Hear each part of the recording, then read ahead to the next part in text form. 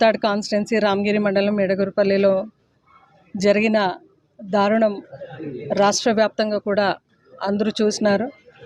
ఒక దళిత అమ్మాయి పైన, మైనర్ బాలిక పైన అక్కడున్న విలేజర్స్, లోకలైట్స్ అయితే ఎవరైతే ఉన్నారో అఘాయిత్యాలు చేస్తూ, అవన్నీ కూడా వీడియో రికార్డింగ్ చేస్తూ, మళ్ళీ ఆమెని ఎప్పుడు కూడా వీడియోలన్నీ చూపిస్తూ బ్లాక్మెయిల్ చేస్తూ, మళ్ళీ అటువంటి చర్యలకి పాల్పడుతూ ఈరోజు ఎంత బాధగా ఉంది అంటే, technology, we are speaking of high technologies, అయితే ఒక దళిత మైనర్ బాలికపై ఇంతమంది సామూహికంగా అత్యాచారాలు చేసి అది కూడా వెలుగులోకి రాకుండా ఆ గ్రామంలో ఉండడం, ఇది అడ్వాన్స్డ్ ప్రెగ్నెన్సీ అని కూడా చెప్తున్నారు.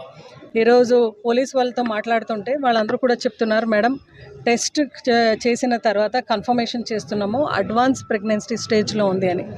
ఈరోజు నేను అడుగుతున్నాను, అంటే ఒక అమ్మాయి అడ్వాన్స్ ప్రెగ్నెన్సీ స్టేజ్లో ఉంది అంటే ఖచ్చితంగా విలేజర్స్ వాళ్ళందరూ కూడా చూసింటారు, అక్కడ ఉన్న వ్యవస్థ వాళ్ళందరూ కూడా చూసింటారు. అయితే ఇది బయటికి రాకుండా అక్కడే ఉంది అంటే ఎంత భయభ్రాంతంలో ఆ గ్రామస్తులు ఉన్నారు అనేది ఒక్కసారి ప్రజలందరూ కూడా ఆలోచించాలి.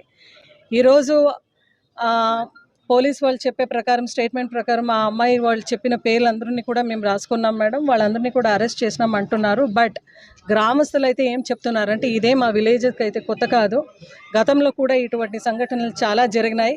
అయితే ఈ పాప పెయిన్ బేర్ చేసుకోలేక అబార్షన్ చేసుకోవాలని ఆ పాప డిసిషన్ తీసుకుంటూ బయటకు వెళ్ళి ఇంటింటికి తిరిగి నాకు ఈ డబ్బులు ఇవ్వండి, నేను ఈ టర్మినేట్ చేసుకోవాలి ఈ ఒక ప్రెగ్నెన్సీని అని ఆమె చెప్పడం వల్లే ఇది వెలుగులోకి వచ్చింది అని చెప్పడానికి ఒక మహిళగా నాకు చాలా బాధాకరంగా ఉంది.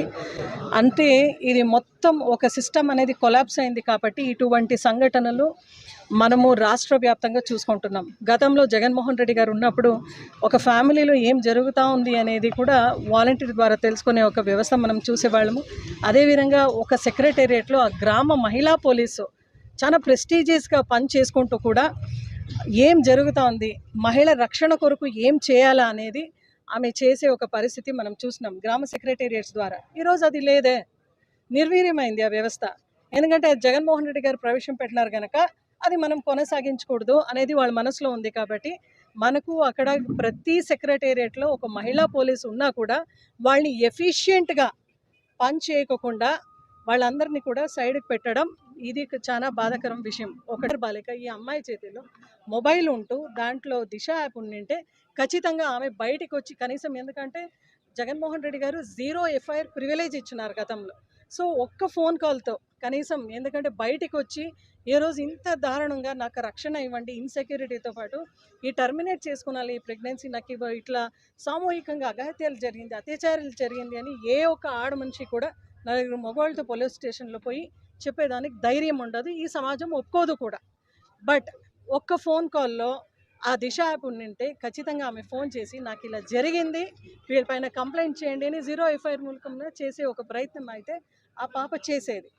మైనర్ బాలికను అయితే మీ కస్టడీకి తీసుకున్నారు. అయితే మేమేం చెప్తున్నామంటే, దయచేసి ఆ పాప లైఫ్కు చాలా థ్రెట్ ఉంటుంది. ఎందుకంటే హైలీ పొలిటికల్ ప్రెషర్, ఇక్కడ 15 మెంబర్స్ 14 మెంబర్స్ ఆ అమ్మాయి తనతోనే పేరు చెప్పింది, ఇంకా చాలామంది బయటికి వచ్చే వాళ్ళు ఉన్నారు అని ఎస్పీతో మాట్లాడిన తర్వాత ఆమె చెప్పింది. కాబట్టి దయచేసి హై థ్రెట్ ఉంటుంది, మళ్ళీ పొలిటికల్ ప్రెషర్ ఎక్కువ ఉంటుంది. మావాడులే ఇడిచిపెట్టండి, వాళ్ళ పరువు, ఈ పరువు, ఆ పార్టీ ఈ పార్టీ అనేది కాకుండా ఎవరైతే ఇటువంటి చర్యలకు పాల్పడినారో కఠినంగా వాళ్ళని శిక్షించాలి అని నేను నిజంగా ఈరోజు వైఎస్ఆర్సీపీ పార్టీ లీడర్సు, క్యాడర్ అందరూ కూడా ఈరోజు కూటమి ప్రభుత్వాన్ని మేము కోరుకుంటాను. ఎందుకంటే ఇంకా హోమ్ మినిస్టర్ అనిత గారు అయితే దళిత మహిళ, ఇంతవరకు ఒక దళిత మైనర్ అమ్మాయి పైన ఇటువంటి సంఘటన జరిగినా కూడా ఇంతవరకు ఆమె ఎక్కడ కూడా ఒక్కగానొక స్టేట్మెంట్ ఇవ్వలేదు.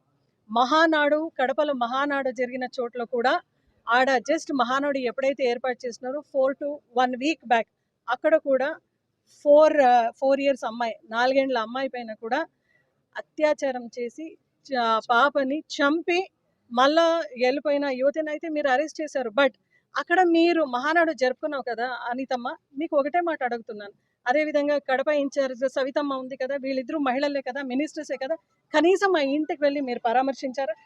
ఉన్న సాకే తన్మయి అని ఒక అమ్మాయి, ఇంటర్మీడియట్ అమ్మాయి, ఆమె మిస్సింగ్ అని వాళ్ళ పేరెంట్స్ కంప్లైంట్ ఇచ్చి దాదాపు 5 days అయింది. వాళ్ళు డైలీ వెళ్తున్నారంట, పేరెంట్స్ వెళ్ళి పలానా వాళ్ళపైన నాకు అనుమానం ఉంది సార్, దయచేసి మా అమ్మాయి ఎక్కడికి వెళ్ళింది ఏమి చూడండి అంటే, చూస్తాం ఉండండి అమ్మా, ఇంకా మేము ఫోన్ కాల్స్ ట్రేస్ చేయలేదు, మేము ఇంకా అది చూస్తున్నాం ఇది చూస్తాం అని వాళ్ళు డిలే చేసినారు. కాబట్టి ఈరోజు ఆ అమ్మాయి తల్లిపైన బీర్ బాటిల్ తీసుకొని కొట్టి మళ్ళీ ఆ అమ్మాయిని చంపే కార్యక్రమం జరిగింది. ఏది చేసినా కూడా ఒక 2 రోజు ఆపోజిషన్ వాళ్ళు మాట్లాడతారు, మన రాజ్యం మందే అని మీరు అనుకుంటున్నారు. ఇంకా సనాతన ధర్మం గురించి ఎక్కువగా మాట్లాడుతూ మహిళల గురించి మాట్లాడే పవన్ కళ్యాణ్ గారు ఎప్పుడైనా ఇటువంటి ఒక పరిస్థితులు కనపడితే అత్యాచారాలు కానీ అఘాయిత్యాలు కానీ అసలు ఆయన మాట్లాడే పరిస్థితుల్లో ఉండడు. ఇంకా బీజేపీ వాళ్ళు ఇది మాకు సంబంధం లేనట్లు ఉంటారు. దీనిపైన యాక్షన్స్ లేదు, కనీసం హోంమంత్రి గారు ఒక స్టేట్మెంట్ లేదు, దీనిపైన చంద్రబాబు నాయుడు గారు ఎక్కడ కూడా ఎటువంటి ఒక చర్యలు తీసుకోలేదు. మహిళల ప్రాణరక్షణ, మానరక్షణ, ధనరక్షణకు ఎక్కడ విలువ లేని ఈ ఒక వ్యవస్థలో నిజంగా ఈ ప్రభుత్వం మనకు అవసరమా అనే క్వశ్చన్ను వైఎస్ఆర్సీపీ పార్టీ తరఫున, క్యాడర్ తరఫున మేమందరూ కూడా ఈరోజు ఎన్డీఏ అలయన్స్ని అడుగుతున్నాం. ఖచ్చితంగా వాళ్ళు దిగి రావాలి, దీనికి స్పందించాలి. ఇంకా ఎక్కడ కూడా మీరు జాగ్రత్తలు తీసుకొని ఇంకా నెక్స్ట్ కమింగ్ డేస్లో దీన్ని పరిపూర్ణంగా మీరు దీనికి ఫుల్ స్టాప్ పెట్టే విధంగా మీ యంత్రాంగం ఇప్పుడైనా, పోలీస్ యంత్రాంగం ఇప్పటికైనా మీరు మేల్కొని పనిచేయాలి అని హోమ్ మినిస్టర్ గారికి గట్టిగా అయితే మేము హెచ్చరిస్తున్నాం.